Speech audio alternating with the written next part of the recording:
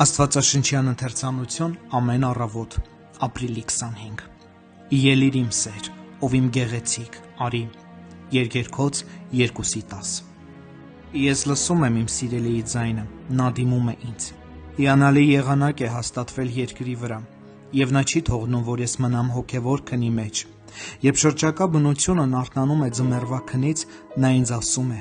ելիր, քանի որ չափազանց երկար ժամանակ է իմ հոգին կլանված եղել երկնային հետաքրքրություններով։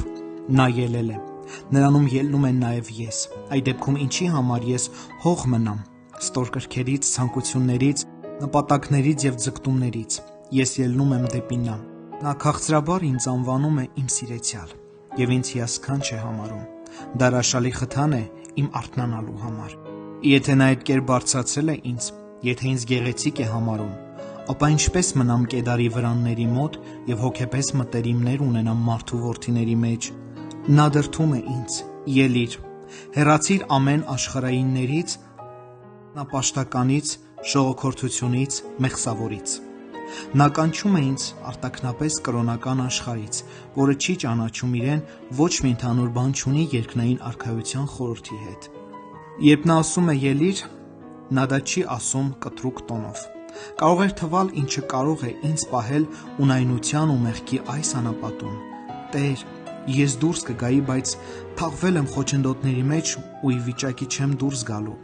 Եթե հնարավոր լիներ, ես չէի մեղանչի ոչ աչքերով, ոչ խոսքով, ոչ սրտով։ Դու կանչում ես, ելիր, և դա հնչում է ինչպես մեղեդի։